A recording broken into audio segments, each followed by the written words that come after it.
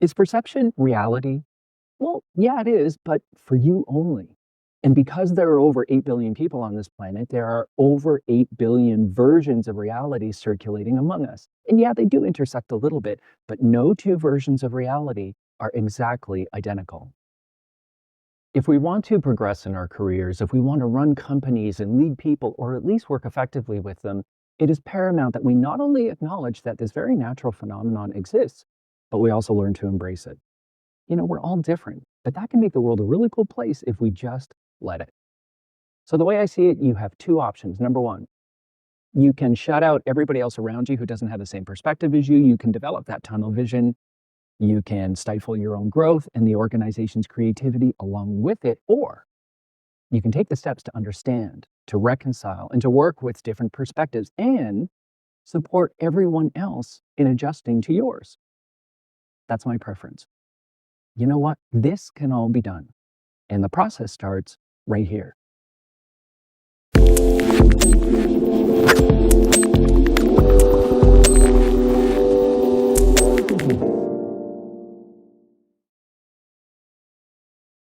Hey, what's up, everyone? My name is Larry. You are watching the Upmarket channel and this video series, Careers and Companies. So today we're going to do another foundational video, and it's going to be very similar to the one that I just posted, where we introduced the general concept of perception and then applied it to how we see ourselves. So we're going to review a few things in this video about perception and then shift our focus outwards to examine how we observe things about our world and then interpret that into our own version of reality. This is the more traditional notion of perception as we study it in the Mars model of human behavior.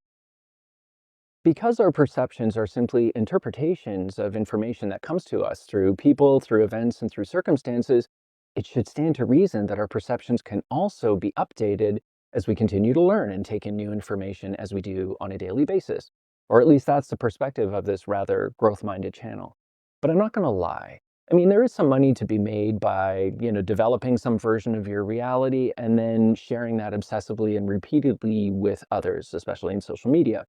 Now, if you have charisma on top of that, great speaking ability, you're really convincing, and you have these other personal attributes, you can pound that singular message into society and have a certain degree of success, especially since social media is enabling that phenomenon through its algorithms. But the successful people at doing just that by developing that tunnel vision represents like 0.0001% of all people in social media and maybe in business. So they can make bank. The rest of us, we need to grow and we need to evolve. Because if we stay in one place, we will be stuck for the rest of our lives, usually with frustration, usually with anger, confusion, all sorts of negative emotions. And I've met people who are like that. You probably know a lot of people who are like that yourself. They just have a lot of anger, they're not growing, they're not thinking differently, they're not receptive to anybody else's idea or opinions, and they're just really unhappy. And hopefully, if you are following a channel like this, you've already identified that that sort of thinking is simply not for you. If you recall from the last video, we covered how perception is about using our five senses to become aware of something, and then we understand, we interpret, we attach meaning to whatever it is that we're encountering. And how our perceptions are also influenced by this specific situation that we're in, but also by a lifetime of past experiences. But I'd like to call back to one important point that I made in the last video, and it's about how our brain naturally works. And it's this idea of efficiencies. So many times we will be deliberate and conscious about making things easier on ourselves because we all have a lot going on. But what may surprise you is that our brain, our minds, work overtime subconsciously to alleviate this cognitive load that we have on ourselves. All this information gathering and processing and thinking and analyzing that we need to do that our brain just might not be up for. And then while these efficiencies can seem really helpful because they make us more productive, they can also cause a number of problems that fall into a bunch of categories. And I want to highlight three big ones here. The first one is pretty easy to understand. Number one is filtering. So we pick and choose the things that we want to hear and retain and pay attention to. So you've probably heard expressions or phrases like selective attention, selective retention. Well, we call it selective perception, which is when we notice things that validate our desired state or are consistent with past experiences. So some examples, if you've decided that someone is selfish, you will not notice when they are generous. If you think your manager hates you, then you won't be able to see some constructive performance feedback as something that will be helpful. You'll just wave it off and go, that's just that person being a douche again.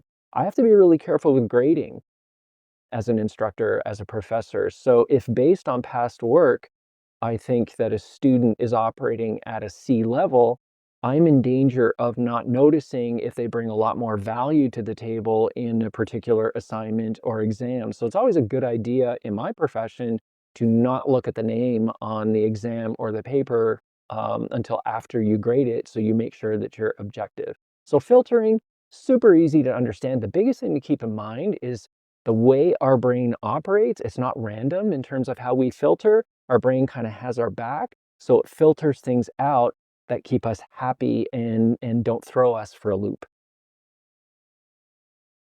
The second one is called attribution. Now that's a bit of a $5 word, so let's go at this using an example. So I'm going to give you a statement. It's a factual statement, and let's see where that takes us. The statement is this: almost 15% of American households regularly experience food insecurity throughout the year. Almost 15% of American households regularly experience food insecurity throughout the year. Notice where your mind goes. And if you want to see how attribution works in other people, just share that statement. Just make the statement. You don't even need to ask a question most times. Share that statement and people will start talking. Why? Because the concept of attribution is at play. People will try to attach reasons why this is happening. And you will notice that their mind will go usually in one direction, when in fact, there's a host of causes for this type of phenomenon. It comes down to the individual, whether it's just wanting to live off the system or not working hard enough or having some personal difficulties. It could be circumstantial.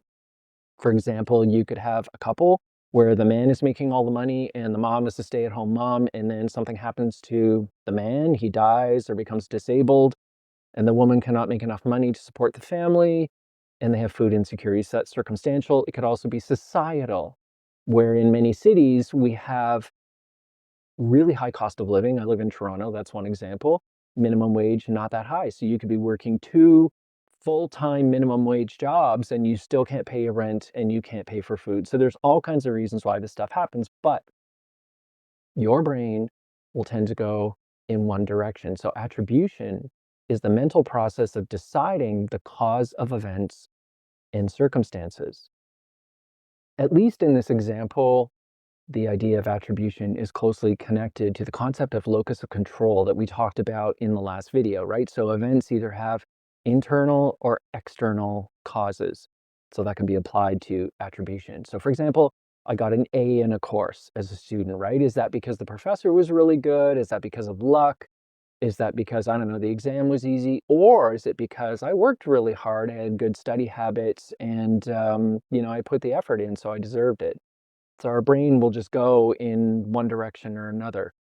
Leaders will oftentimes attribute positive things to their doing, but if there are mistakes that happen, they will attribute those mistakes to people on their team rather than maybe their leadership and the direction that they gave. There is also a more generalized, we call it fundamental attribution error. And this is something, obviously, the term I did not know as a kid, but I used it to my advantage as a kid in situations with my older brother. So I have this brother, great guy, but there were differences between us, well, now and also as kids. So I was like smaller, younger, bookish, a little bit nerdy. He's a man's man, he's high energy, lots of friends, and he has the potential to be aggressive, not necessarily mean because he always kind of took care of me, but just a higher energy, bigger presence. So as brothers would naturally do, we would pick on each other, we would fight a little bit, and my dad really hated that. We shared a bedroom, so it was just natural that it was going to happen. So how I would get him into trouble is I would leverage how my father would probably attribute any event between us to my advantage. Specifically, when I had enough of him, I would just like run into a wall, like smash, and I would go like, "Ow, Paul!" And I would just like fake cry and all this sort of stuff. And because my dad hated it when we fought and we had a small house, he would hear it, and then you would hear him boom, boom, boom, boom coming into the room. And he would like fling open the door and he would start finger wagging at my brother and yelling at him and stop picking on your brother and stop fighting and all this sort of stuff. And my brother's like, but dad, but dad, but dad. So I did this probably about a dozen times, in my childhood. And to this day, it eventually came clean on what was happening as adults. And my dad was like, you were just such a little bugger. And like, you put so many things over me that, I didn't realize. But again, that's me just knowing how my dad would attribute any fight between the two of us would be my brother picking on me. So, like I said, I used that to my advantage because I was a little ass. But here's a pro tip for you, and you can use this occasionally. Don't use this too often because you'll wear it out. When it comes to attribution errors, especially, but it can be used in other situations, when we draw dangerous conclusions about events or maybe about people, and we want to open up people's minds to maybe a different conclusion, whether or not we have our skin in the game, but we're trying to bring some objectivity to the conversation. The phrase that I will use that will change the energy a little bit is this: I know it's important for you to believe this. So rather than just trying to jam facts down their throat, because they'll filter and they will resist, you can change the game a little bit by saying, you know what, this isn't purely a factual conversation. This is, and you're compassionately doing this. I'm recognizing that this is also a conversation that's about emotions and about personal interests, because most of us know, we don't always say it in our conscious minds, but we get close to, we sort of know that we believe things because we're choosing to believe things because we want to believe things, or it's just better for us. So when you become transparent about showing people that you realize that that's the game that's being played, you might start to get at least a different reaction and find new ways to get through to that person because you're compassionately showing them that you understand how perception works in yourself and in other people. And the third one is a bigger one, and I boil it down by calling it gap closing. So we don't know everyone in every situation enough to draw all the right conclusions, make the best decisions. There's just too much to know, so we fill in the gaps with anything that we like. So one example of gap closing is what we call the halo effect. So if you have one, say, redeeming or bad quality, then we cast a halo over your other qualities. So for example, if you're really attractive, you must have all these other skills that are going to make you successful in business. You must also, by default, be athletic, for example. If you communicate in very charismatic ways, then you must also be smart. And conversely, if you, for example, show up late to work, well, that must mean you're incompetent. That must mean that you don't care about your job. You're not detail oriented. A host of other things that we will just start to believe about you because of one thing. So we have to be very careful about those assumptions that are made, especially when they're made about you. There's a whole other category that I call categorical thinking. Well, this is actually an academic term as well. Our brain likes to organize things, right? We don't like to have all this scattered data inside of our brain. We like to put things into boxes. We tag the content, we file it away. An example would be if you can think about a person that you either really like or you really don't like, but you can't remember all the reasons why. Or a movie that you saw that you really liked or maybe you really didn't like, and you can only remember a couple of details at the most, but you're not 100% sure why you thought that movie was really funny or really scary or really stupid. So categorical thinking kind of works that way, and there's another version of it that we call mental models, that we develop structures for how the world works, which again is great for efficiency, but can also cause some issues as well. An example of that would be how companies just get into habits, right? So I know, well, I won't name companies, but there are certain companies when I worked in marketing that they just had a way to market a product and they did not like people who challenged the status quo. This is how you take a product to market. You either get on board or you get out. There were a number of examples of TV shows that almost did not get greenlit because they did not follow a specific formula. If you go way back, especially when we were highly structured, like in, 50, 60 years ago, the idea of centering a comedy around a divorced woman was an absolute no-no, right? If you were doing a comedy, there had to be a couple, and then they had to have kids, and one kid had to be, like, really rambunctious and crazy. There had to be the crazy neighbor. Like, there were these formulas for how everything is done. And yes, those formulas could be repeated sometimes, but they eventually wear out. You have to be careful with this in something like a job interview, right? Because these mental models create awesome structures that are efficient for you, but you can miss opportunities. So, for example, if you think that a job interview is, okay, I show up, I make sure I'm well dressed, I show up on time, and I'm very polite and professional. And to me, that means waiting for a question and then answering it to the best of my ability. Well, that sounds reasonable.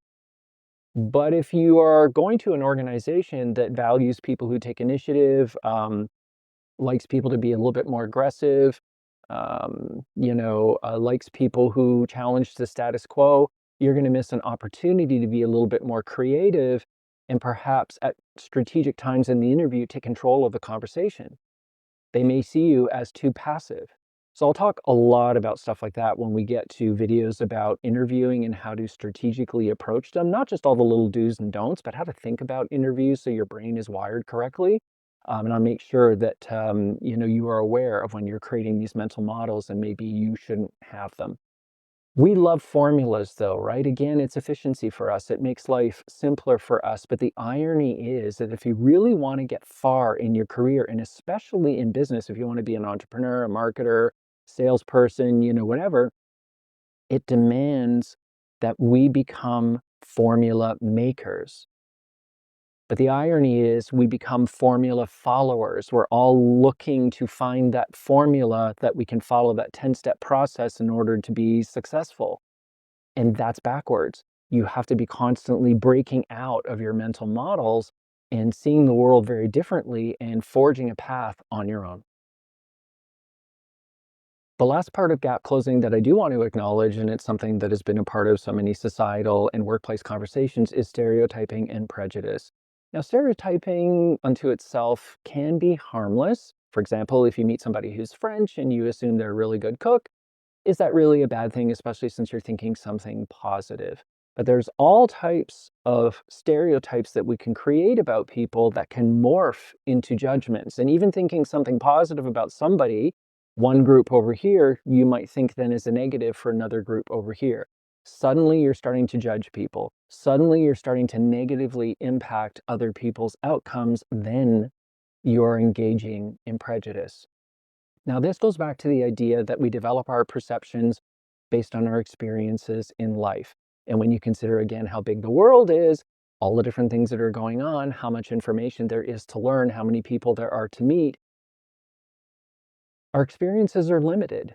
So that means our perceptions, I hate to say it, are largely biased because we have a limited number of experiences. So if you're not worldly, and all you know, for example, about some segment of society is what you see on TV or in movies, then you can develop the real perception that this is what these people are like. And you don't think you're doing that because I talked about in the last video on perception, not everything is processed in our conscious mind, but our subconscious or unconscious mind picks up on a lot of this information and will start to draw conclusions that you don't hear yourself saying inside of your head. This is why certain groups, certain special interest groups, start to freak out if they are portrayed consistently in one way in TV and in movies, because if that's all the exposure that you have, people start to develop these perceptions. Let me give you an example that is very difficult for me to talk about, but I need to because it's something that happened in my personal life. So I told you guys that I lived in the Caribbean if you've been watching my videos. So this was maybe 25 years ago when I started out my work career. I lived in St. Thomas in the Virgin Islands, and one night I went out and I stayed out late and I drank a lot because, I will have a drink every now and again. And I was the last person to leave the bar among my friends. Everybody else left. I drank until I ran out of money. So I left the bar. It was about 3 o'clock in the morning and I was stumbling drunk. And I decided to take a shortcut home and I went down a narrow alleyway in not a great part of town and I was robbed at knife point. So I had a knife put to my neck. They went through all my pockets, took whatever I had on me. At least fortunately, I didn't have a lot of money on me, but that could have like worked out not in my favor if they got really pissed off, but it is what it is. So I got robbed by 3 young black dudes in hoodies. So that's over 25 years ago. I categorize that experience in my brain as stupidity on my part because why was I walking in a bad area of town, alone, stumbling around drunk between 2 buildings in a dark alleyway? How dumb was I? And so, in fact, I think I may have only told, I'm saying this on this video, I think I only told one person in my life that this happened. Like, I didn't call everybody the next day and tell them that I got robbed. I was almost like more embarrassed about it. Anyway, that's how I consciously processed it. Stupid me, of course I'm gonna get robbed. Fast forward 25 years, and I am in my own neighborhood, which is a really safe neighborhood. It's an awesome neighborhood of Toronto, and I'm walking 2 blocks away to a small market, tiny little grocery store to pick up some stuff. And so I'm just walking down the street, minding my own business, and I go around the corner and standing, near, like, at the edge of the wall outside of this grocery store, this market, were 3 black dudes in hoodies. And it was a fairly cool day, so it would make sense that people would have the hoodies on, but I just suddenly just kind of froze, and I kinda went on alert, right? Like, high alert, and I was, like, watching them, so I just kept walking, and I was just, like, keeping my eye on them, and then I walked into the grocery store. And then I got into the grocery store, and then I just went, "What the hell was that all about?" Like, why did I be, like, all like, "Whoa!" I was ready to go, like, all ninja and stuff like that. I was like, 3 black dudes just standing outside of a grocery store, you can see that anywhere, what's the big friggin' deal? And it took me hours to process and figure out where that came from because I was kinda pissed at myself because I don't wanna be the type of person who just sees black people and it's like, "Ooh, this is bad." I had forgotten about, believe it or not, that I was robbed because, again, I processed it as my own stupidity rather than me being a victim in trauma and all that sort of stuff, but my subconscious was drawing other conclusions. My conscious had one conclusion, my subconscious had another conclusion, and that is black dudes in hoodies are dangerous. And so that's my example. Took me a few hours, I had to dig into my history because I wanted to know where did this come from, TV shows, like whatever. It came from what was obviously somewhat of a traumatic experience, and that stuck in my head. Logic will tell you that if I am gonna get robbed in the Caribbean, it's probably gonna be black people because that's pretty much what lives there. Logic will also tell you that there are millions of black people that live on this earth and are not trying to rob you. Same goes for white, some that rob, some that don't. All that logic gets overridden by my subconscious and how I process a situation and how that turned into perception. This ultimately ends up being a fairly good thing because this is why you need to reflect, notice how you're perceiving the world, question it, figure out where that comes from, and then use your logic, not your emotional brain, your logical brain to override your perception and teach you new habits. And that's something that I've definitely been doing since then. So I'm actually thankful that that experience happened because it was incredible learning. But anyway, enough of that. I don't want to make this all about race because, it's something that we will acknowledge, but it's a bigger thing than that. And that is that we categorize people just based on who is in our in group, however we define it, and who is in our out group. So there are neuroscientists who studied this. At Stanford, it was David Eagleman, and he was a part of a broader cohort. They did all kinds of research and they published many papers about how humans are tribal. So that has been verified, right? We start with some sort of self concept of who we think we are, and we build our identity, and then we create boundaries between us and other people. So these boundaries are based on something physical, something experiential. It could be based on hobbies, philosophies, really anything. But we create boundaries, not just on race and age and looks, although that can be a part of it. So having an in group is not all bad, right? Because having a group that you are a part of, we talked about social identity theory in the last video, that can strengthen our identity and strengthen our self concept. We bond with other people, we support other people. So it's good to have a bit of a posse, right? But it's how we perceive the people that are not in our in group that causes the problem.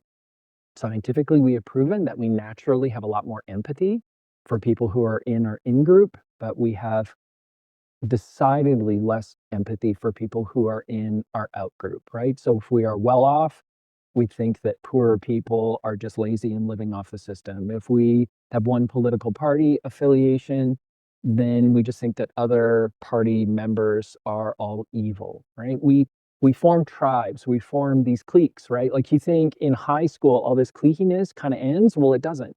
It happens right through our adulthood and into old age. So this in-group and out-group tribal nature of the human race is real. It's something that we need to understand exists. We have to be a little bit patient with people who are forming in-groups and out-groups because it's natural human nature, but it's a difficult problem to solve, right? At least as long as we, you know, ignore the fact that it's natural human instinct to separate. Once we realize that that's just a natural phenomenon, then we can become a lot more thoughtful and a lot more intentional about taking steps to come together.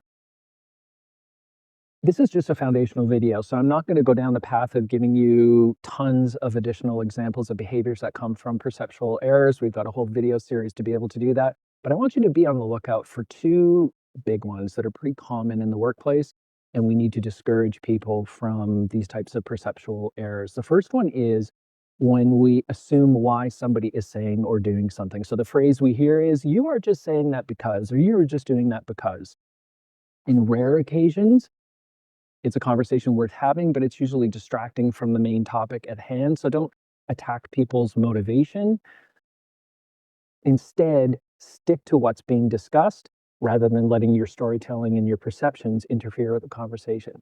The other one is when it comes to storytelling, we create a whole scenario of what is the meaning behind an action or a statement. And I was talking about this in class one day, and one of the students raised her hand and she started to tell me the story. She's like, "Oh my God, I just did this to my boyfriend the other day. He just asked me what I wanted for dinner." And I told myself this whole story about he's doing this because he's provoking me, he's making fun of me, he knows I don't like making lots of decisions on those types of things, and I have trouble making decisions, I'm a bit indecisive. And so he's just asking me this question to frustrate me, and so I freaked out at him. And she realized that's what she did because her boyfriend was completely, like, freaked out. He's like, "What's going on with you? I'm just asking you, like, what do you want for dinner?" We do this all the time. We tell ourselves a story of what's going on, a bigger picture of this situation. Oftentimes, it comes from maybe a poor self-concept that we have, and then we stop listening, and we start reacting, and that causes problems in relationships in and outside of the workplace. And there's one other thing that I wanna highlight, and this is more of like a complete model of behavior that comes purely from our perception of a situation, and it's called the self-fulfilling prophecy. I mentioned it in another video briefly. I'll go over it briefly again, but this is how we have misguided perceptions of people and a situation, and how we manifest an entirely new reality because of it. So the example that I'll often use in class is, say you are a manager, you're a leader, you've just hired a couple people that are gonna work on your team. They're gonna do the same job. One of them is an Ivy League graduate, another one is a community college graduate. You may, in your mind, either consciously or subconsciously, decide that the Ivy League graduate is a better candidate and then they're gonna perform better on the job.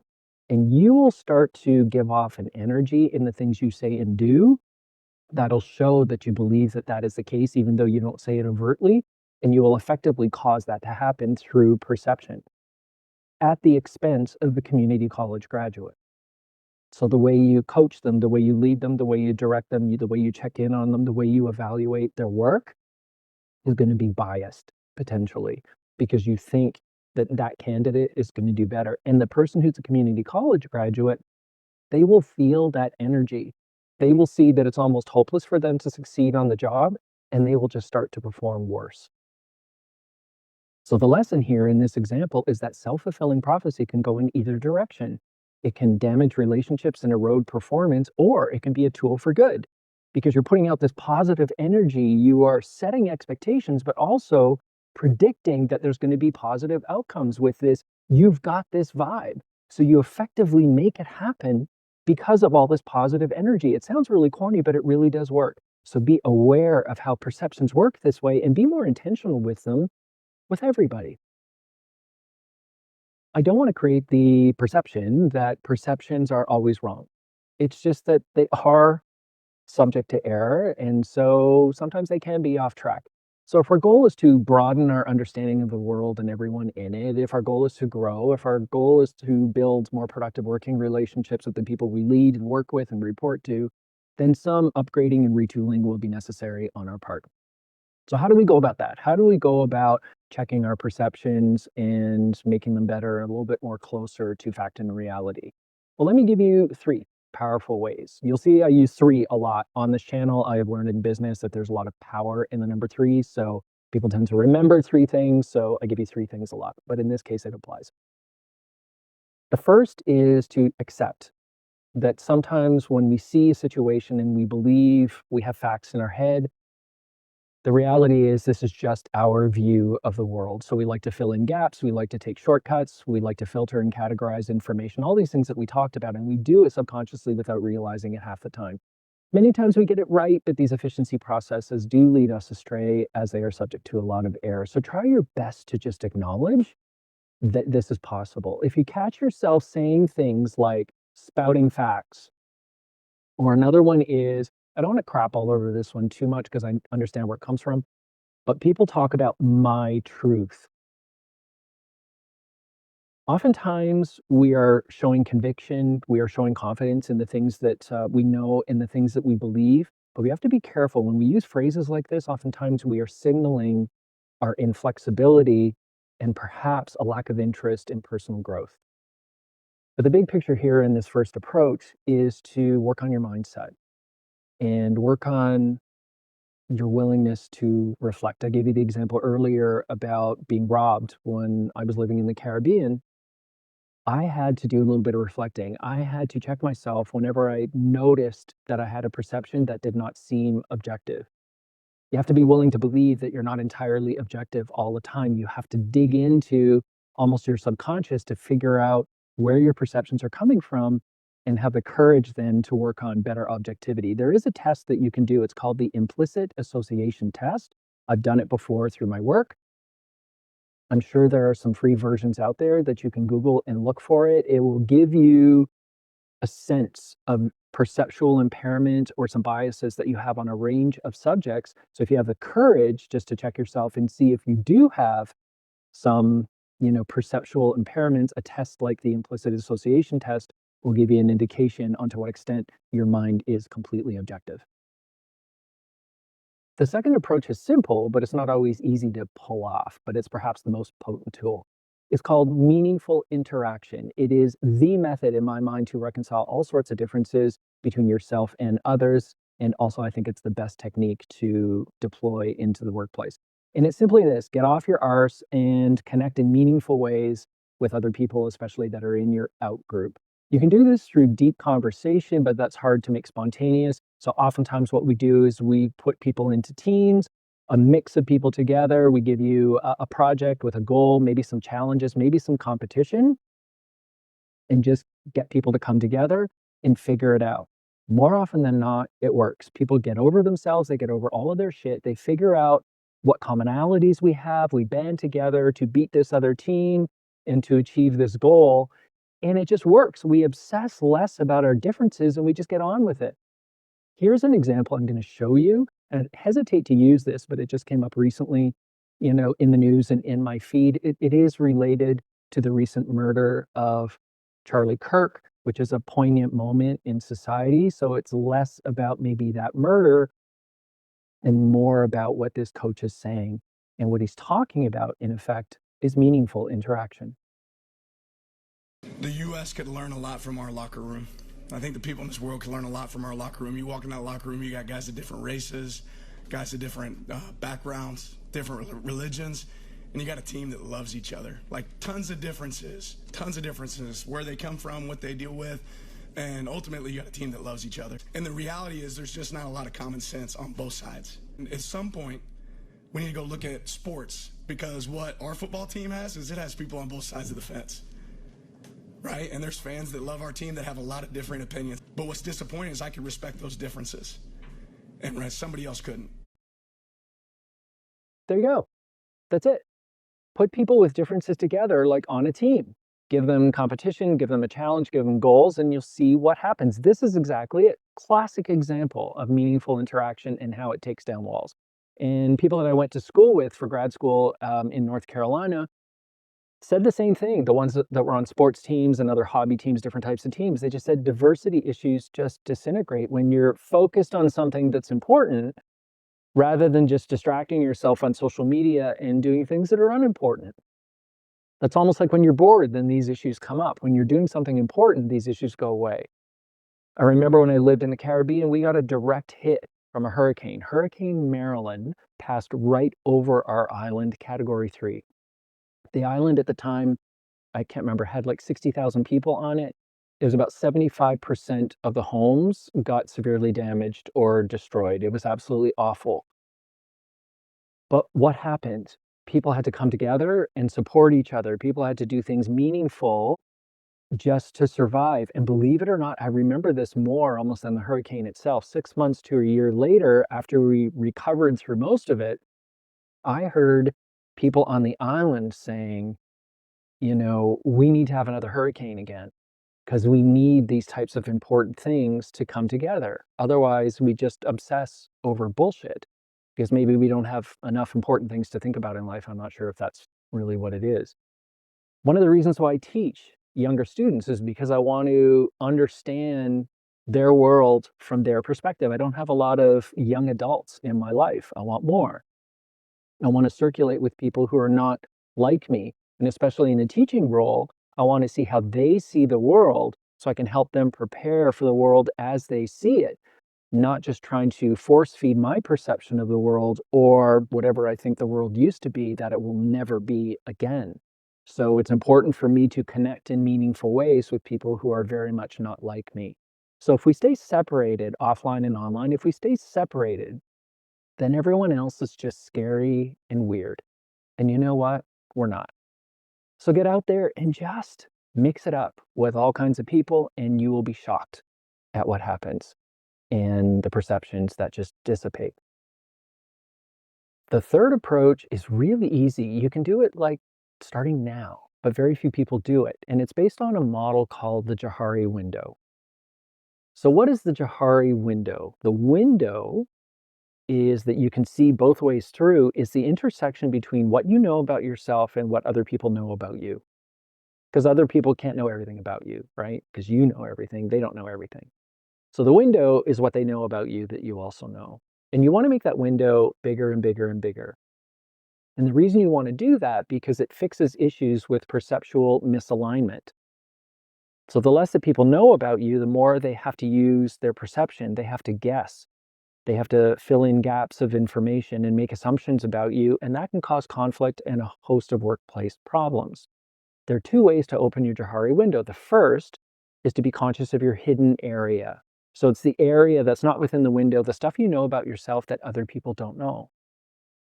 So how do you fix that? It's easy. You share. Now, don't just sit there and be like a fire hose of information where you're just telling everybody everything about you. You want to keep the pace of information reasonable and you want to keep it relevant. So for example, when I teach, I tell students what types of behavior I get inspired by, which leads to higher marks. I even tell them silly little things that annoy me in class that I try to adapt to and deal with, but they do distract me and they cause an issue with my teaching ability, and that is certain types of noises. So if you're bringing some food in and you're chewing on carrot sticks or popcorn, or you have bags of potato chips and you're sticking your hand in and you hear all the crinkle, you know, it just throws me off track and it's a little bit frustrating. So at least when you share, people don't always have to like your behaviors, but at least they understand it and they will know how to deal with it, right? Because even some of the things that I do that I know are annoying, I tell people, well, if I say this or do this, just ignore it. I don't really mean it. I just get triggered by little things every now and again.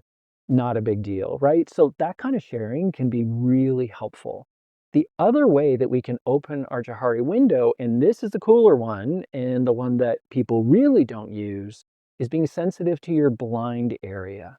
The blind area is stuff you don't know about yourself, but other people know. You might be able to think of situations like that, right? Where everybody knows something about someone, but they don't get it. right? We all have that. The best way to open your Johari window to fix your hidden area is to seek feedback. And that takes a lot of courage. Not a lot of people have the confidence to be able to do that, right? And you want to seek feedback from supervisors, from coworkers, from classmates, whatever environment you're in. So I have exercises that I give my students where I ask them to submit to me how do they see themselves in terms of what do they like to work with. So I just give them that general question, right? How would you describe what you're like to work with? Using all different elements of the Mars model that I've taught them. And then the second part of it is they have to go poll a bunch of people, a handful of people that will keep it real with them and that know them reasonably well. So people that they've worked with before, been in group projects at school, maybe a past supervisor, ask them to answer that question and see where there's alignment and misalignment. So when you start to align your perspectives, you are opening the Johari window and you have a better understanding of how people perceive you. Pro tip for all of you guys, especially if you are a supervisor. First of all, you have to make sure that you are giving feedback to everybody who's on your team. I'm hearing more and more stories about employees who just get absolutely no performance feedback, just random bitching whenever an individual mistake is made in the moment, but that's not always the most productive conversations to have. But if you are giving evaluations, and this is something that I did and I learned from one of the best managers I ever worked for, is do this when you're going to give them a performance evaluation, or you can do this separately, or say, I'm giving you a performance evaluation, I will tell you in advance of the meeting, after I evaluate you, I want you to evaluate me. And I try to make it as simple for them as possible. I just say, give me one or two things that I do that you find really helpful as a leader so that I can reinforce the positive behaviors and things that I'm doing right. Give me one or two things you either want me to start doing, stop doing, do more of, do less of, that can be more productive for you.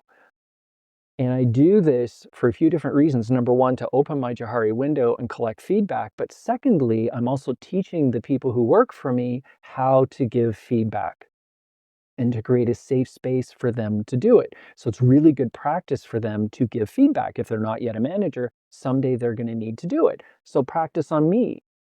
I want to create that safe space, and there's a win for me because I'm going to become a better leader. When I look back at my career, and if I look at just the positive things I do as a leader, I can probably tell you like 10 things I do not very well as a leader.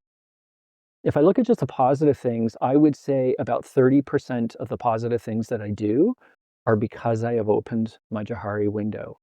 I remember one example when I was working at Johnson and Johnson, a few things that came up. Number one, because I'm the type of person who doesn't need a manager that often, it's like I'll call you if I need you, I would behave that way with the people who worked for me. So I'd always have an open door policy. You can come to me if you need anything, but they would appreciate more check-ins because they don't always feel confident or feel it gets the right time to sort of bother me. But if I would come to them every now and again and be like, how's it going? They would appreciate that. Oh, that makes sense. So I started doing that. Another one was, I tend to be really well networked internally. So I'm like the mayor. I'm running around the office all the time. I'm getting to know people and understanding how the organization works and trying to figure out what is this whole social fabric of how things get done in the company. So I just naturally learn a lot of things about how a company works. I remember my team telling me in the past, I know a lot about what's going on in the organization, and not everything is proactively shared by leadership. So could we have more team check-ins where I could just do a little bit more sharing of what's going on in the company because they're interested in that? That stuff is not difficult to do. It's easy to incorporate, and it's also inspirational. And you can use this many different ways. When you just get feedback and that person incorporates the feedback, whether it's upwards or downwards in an organization, and you just see the positive momentum within an organization because people are using feedback to be better. It creates such amazing positive vibes, and it's been one of the best things. I'm talking a lot about it. Everybody should do this. Every leader should ask for feedback directly, not just 360 feedback that you do in these like surveys from HR. You should be having these conversations because you're opening the Johari window, you're understanding each other a lot better, better working relationships. Everybody becomes better.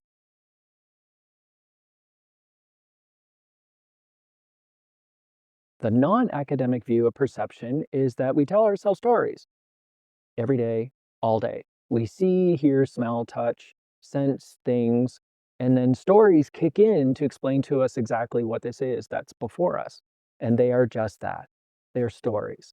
Our mind is constantly trying to make sense of all of this information we get assaulted by on a daily basis, but it has this imperfect efficiency process that it engages most oftentimes to keep us sane. Don't feel bad or ashamed for having these stories. This is natural. It's not like your brain is broke or something. Perceptions are a human phenomenon, but sometimes they're accurate, sometimes they are inaccurate. But there is one adage of wisdom that I want to leave you with, and I would like you to keep in mind. Many a war begins with a thought. Those thoughts are the stories that we choose to tell ourselves. Now, this saying has its roots in spirituality, but it absolutely applies to the workplace and also in our personal and social circumstances. So, the next time you come across a person or a situation, it is up to you to decide what it is you want to learn, what you want to focus on, and what you want to believe. Do you want to pass judgment and start a war? Or do you want to see the value and the potential in that person and in that relationship? I might offer that the choices that you make in these types of situations say a whole lot more about you than they do about the other person. So please keep that in mind when you're making choices about what it is that you wish to perceive. So there's more to come as we inject this theory and all kinds of Mars model components into many other practical scenarios in all kinds of videos to come. For now, I hope you enjoyed this foundational video. Feel free to leave questions or comments about this topic or any others. I am off to record another video, so until we meet again, please keep it moving in your mind and in your life, and I will see you real soon.